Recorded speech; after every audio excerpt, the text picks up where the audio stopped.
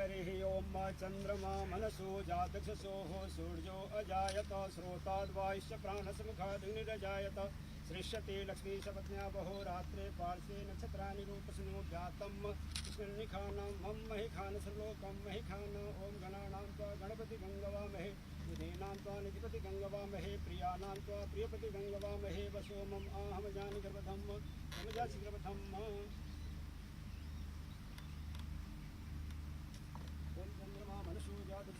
सूर्यो अजायत स्रोताद्वायुश्च प्राणसमुखादग्निरजायत सृष्यते लक्ष्मी सपत्न्या बहो रात्रे पार्श्वे नक्षत्राणि रूपसनो जातं महिखानं मम महिखान सर्वलोकं महिखान गन्धद्वारां दुरादशां नित्पुष्टां पुरुषनिश्वरं सर्वभूतानां तामेव सर्वमङ्गलमाङ्गल्ये शिवे सर्वार्थसाधिके शरणं त्र्यम्बके गौरी नारायणी शरणागति नाथ परित्राणि परायणे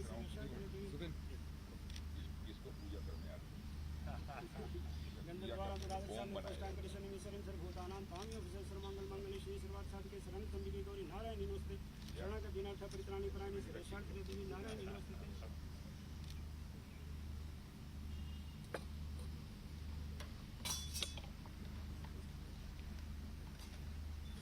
आह्वानं न जानामि विसर्जनं पूजां चैव न जानामि क्षम्यतां परमेश्वर मन्त्रहीनं प्रियाहीनं भक्तिहीनं सुरेश्वर यत् पूजितं मया देव क्षम्यतां परमेश्वर या देवी सर्वभूतेषु शक्तिरूपेण संस्थिता नमस्तस्यै नमस्तस्यै नमस्तस्यै नमो नमो नमः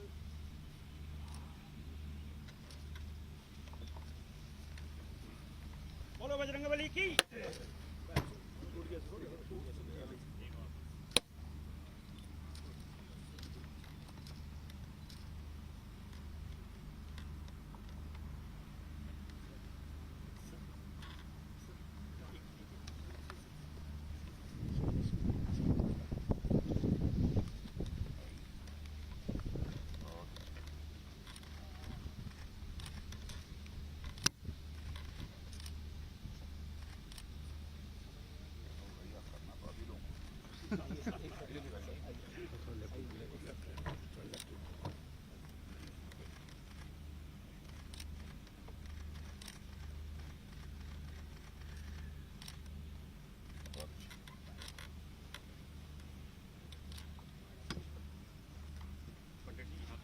जी सर आगे हमको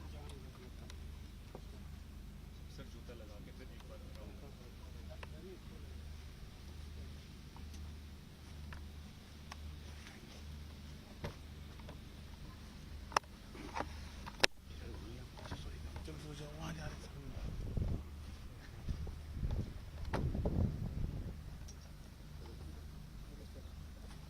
पीछे पीछे पीछे पीछे जी सर चल साहब पीछे चल साहब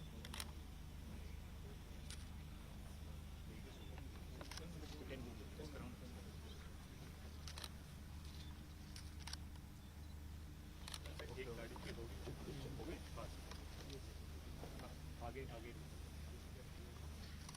जैन साहब थोड़ा पीछे कैप निकाल चलो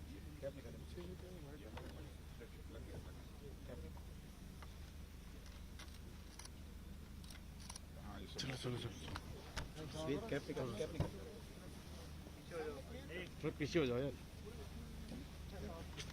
भाई सारे मेन साहब Chief of Army Staff, General Upenji Dwivedi, Defence Secretary, Sri Rajesh Kumar Singh, UOC Eastern Command, Lieutenant General R.C. Tiwari, Lieutenant General Raghu Srivasan, DGBRO, Lieutenant General Yuven A. Minwala, GOC 30T Corps, army और हमारे BRO के सभी जवानों और मेरे officer, मेरे बहादुर जवानों साथियों, आज विजयादशमी के पावन पर्व पर यहाँ पर शस्त्र पूजा का आयोजन हुआ है। इसे मैं अपना सौभाग्य मानता हूँ कि शस्त्र पूजा के अवसर पर यहाँ आप सबके बीच उपस्थित होने का मुझे अवसर प्राप्त हुआ है। इस पूजा में हमारी सेना के बहादुर जवानों के बीच उपस्थित होने पर मुझे बेहद खुशी और गर्व की अनुभूति हो रही है।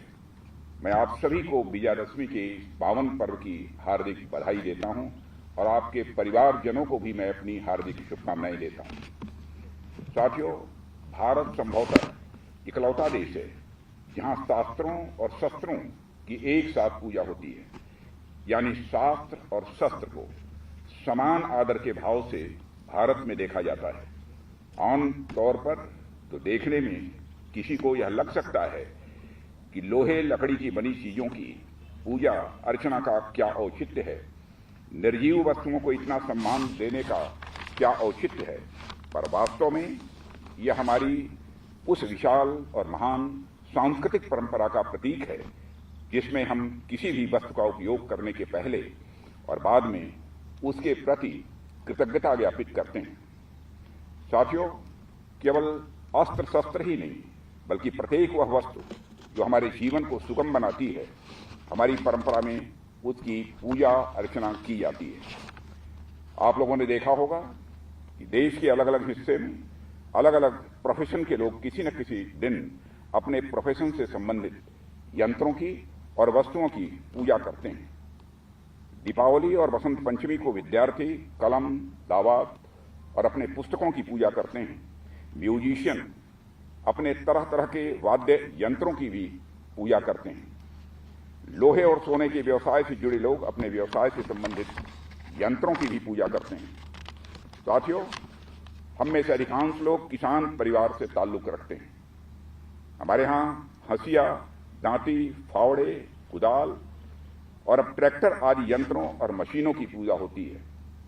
आप में से जो लोग महाराष्ट्र गए होंगे उन्होंने देखा होगा कि सितंबर माह में वहां के किसान पोला नामक उत्सव मनाते हैं, जो उनके बैलों के सम्मान में यह आयोजित किया जाता है।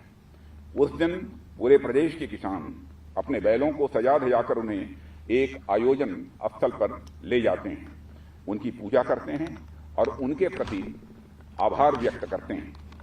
कहने का अर्थ यह है कि शस्त्र पूजा कुछ इक्विपमेंट की पूजा भर ही नहीं है, बल्कि सृष्टि के उस एक एक कण के प्रति कृतज्ञता का प्रतीक है जिनसे हम कुछ भी लाभ लेते हैं। किसी विशेष दिन शस्त्रों की पूजा अर्चना करना उनके प्रति यह आभार प्रकट करना माना जाता है। आप लोग इस महान परंपरा का निरंतर निर्वाह करते चले आ रहे हैं, ये बेहद खुशी की बात है और इसके लिए भी मैं आप सभी को अपनी तरफ से हार्दिक बधाई देता हूं। साथियों, हम सब जानते हैं कि आज का पर्व बुराई और अच्छाई विजय का प्रतीक है। आज ही के दिन भगवान राम ने रावण का वध किया था। भगवान राम ने बुराई के प्रतीक रावण पर जब विजय हासिल की थी तो वह विजय राम ने सिर्फ अपने लिए हासिल नहीं की थी, राम ने वह लड़ाई पूरी मानवता के लिए लड़ी थी। वह विजय सिर्फ भगवान राम की विजय नहीं थी बल्कि वह मानवता की विजय थी। मैं यहां मानवता की विजय की बात इसलिए कह रहा हूं क्योंकि रावण बहुत बड़ा विद्वान, धनवान और होने के बावजूद सामाजिक बुराइयों का वह प्रतीक था, वह अधर्म का प्रतीक था, वह असत्य का प्रतीक था और भगवान राम उस बुराई, उस अधर्म और उस असत्य के विरुद्ध लड़ रहे थे। भगवान राम की रावण से कोई व्यक्तिगत दुश्मनी नहीं थी। भगवान राम ने किसी घृणा में आकर रावण से युद्ध नहीं किया, बल्कि उन्होंने रावण से युद्ध इसलिए किया क्योंकि रावण मानवीय मूल्यों के सर्वथा विरुद्ध था। भगवान राम की वही प्रेरणा मैं हमारे सैनिकों के भीतर देखता हूं। हमने आज तक किसी भी देश पर आक्रमण नहीं किया है क्योंकि हमारे मन में किसी भी देश के लिए कभी भी कोई बैर का भाव नहीं रहा है। हमने तो किसी भी देश के साथ केवल तब युद्ध किया है जब उसने हमारी अखंडता और संप्रभुता का अपमान किया है, जब उसने धर्म, सत्य और मानवीय मूल्यों के खिलाफ जंग छेड़ी है। हमने किसी भी देश के विरुद्ध नफरत या घृणा से प्रेरित होकर कभी युद्ध नहीं किया है। ये हम भारतवासियों के संस्कार हैं साथियों, जो हमें विरासत में मिले हैं। हम इस अनमोल विरासत को आगे भी बरकरार रखेंगे। यह संकल्प भी विजयादशमी के पावन पर्व पर हम सबको लेने की आवश्यकता है। पर कहीं अगर हमें हमारे हितों पर आंच दिखी तो मैं यहाँ यह भी स्पष्ट कर देना चाहता हूँ कि हम कोई भी बड़ा कदम उठाने से पीछे नहीं हटेंगे। साथियों, मैं इस बात का देशवासियों को विश्वास दिलाता हूँ। साथियों, किसी भी वस्तु की पूजा करने का यह स्पष्ट संकेत होता है कि जरूरत पड़ने पर उसका पूरी ताकत के साथ प्रयोग किया जाएगा।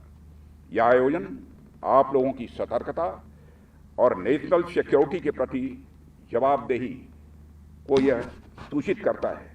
वैसे तो हम देख रहे हैं कि हमारी सीमाओं पर सेनाओं की मुस्तैदी के चलते कहीं किसी प्रकार की कोई घटना की संभावना दिखाई नहीं देती है।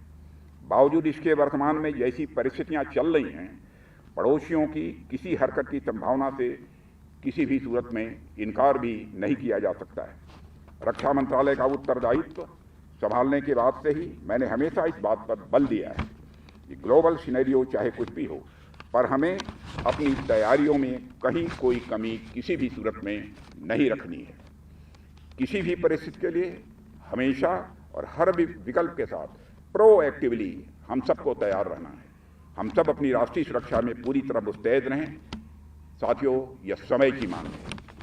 आज जब हम सभी शस्त्र पूजा में एकत्रित हुए हैं, हम अपने इस संकल्प को दोहराएं कि हम भारत की आन बान और शान को अपने मन, वचन और कर्म से लगातार और ऊंचा करने के लिए सतत प्रयास करते रहेंगे। हम अपने तिरंगे झंडे की शान को और ऊंचा करने के लिए सदैव प्रयासरत रहेंगे। यही शस्त्र पूजा की सार्थकता होगी। इस अवसर पर अधिक कुछ न कहते हुए एक बार फिर विजयादशमी के इस आयोजन के लिए आप सभी को मैं हार्दिक बधाई देता हूं और शुभकामनाएं देता हूं, और आपके साथ साथ आपके सभी परिवारजनों को भी अपनी हार्दिक शुभकामनाएं और बधाई देते हुए अपना निवेदन समाप्त करता हूं। आप सबको बहुत बहुत धन्यवाद। बोलिए भारत माता की, भारत माता की, भारत माता की। कोई है आज सिख कम्युनिटी का? बढ़िया। सिख कम्युनिटी का कोई नारा लगाने वाला? बढ़िया। बोले सोनिहाल क्षत्रिय का। आइए आइए साहब, माइक दीजिए।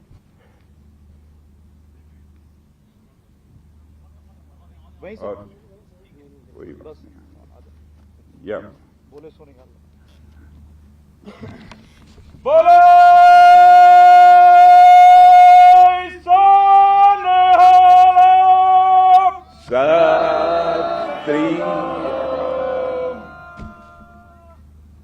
वाहिगुरू जी का खालसा, वाहिगुरू जी की फतेह। फतेह। बहुत अच्छे, बहुत बढ़िया।